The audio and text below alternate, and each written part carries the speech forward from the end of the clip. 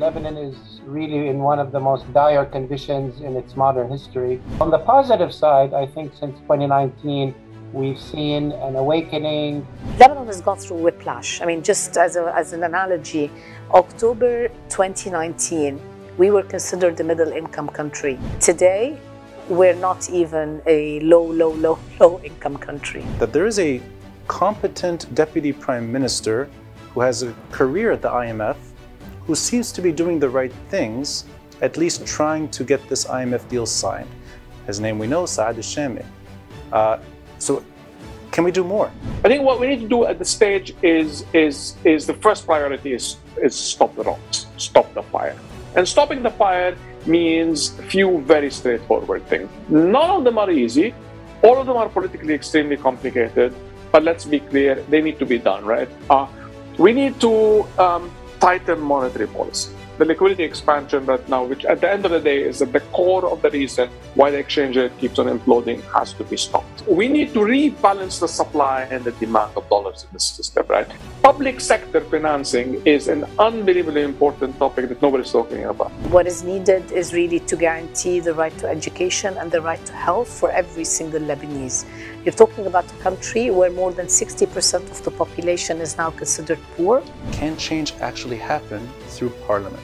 Change in a country like Lebanon can only happen through elections, and change takes a long time. Demands for change and the ability to unify those demands. What does unity look like to you? What scares us the most is what is at stake if we don't unify and if we don't create, some sort of victory in the next parliamentary elections. For the first time in maybe decades, we are seeing a real demand for change. But just in terms of the time scale, do you think there's still time to at least bridge the divide? Absolutely, okay. Definitely. We need to do it, and there is more time. With regarding to the Vienna talks, the Iran deal, the nuclear deal, whatever, the endless story of Lebanon in those negotiations. If there is success in the talks, it's possible afterwards that the US and Iran might then have a bit of a diplomatic track and contact. Our basic problem will not change fundamentally. Iran has decided that it wants to have a surrogate army in Lebanon parked next to Israel in order to deter Israel and the United States. The idea of Hezbollah being on the negotiating table in any conversation is a red line for Iran. In terms of taking Iran or Hezbollah on, absolutely not. What we do have is the capacity to rebuild our country, to try to the extent possible. We can certainly improve our governance, improve our representation, improve policy. So while I am completely for having a forensic analysis, and I don't think we can move forward until we actually understand what happened and who did it, it's important that in parallel, that does not stop us from the short-term things that we need to do, the tactic, that we need to do. There isn't a single Lebanese today that is not touched by the economic collapse and by the triple crisis that Amer described. When he talks about the house being on fire, it's not one room in the house that's on fire, it's the entire house that's on fire. If the willingness is there, do you see any positive trends when it comes to at least France's role in this country? French initiative very quickly lost its steam in the reformist agenda it was trying to put forward, and they lowered the bar. It got to a point where we just want a government, any government, but just to get some progress.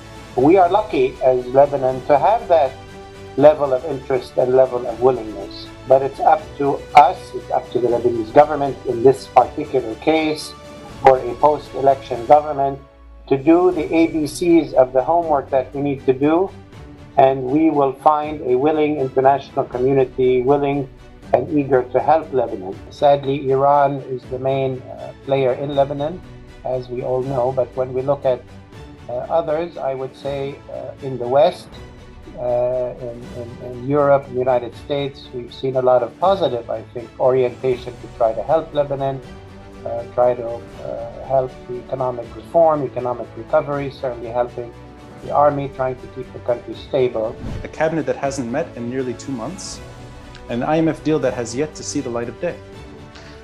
Could you offer some perspective? So even the political willingness to do what is needed to do is simply not there. And you could see it even right now on something as basic as the capital controls law.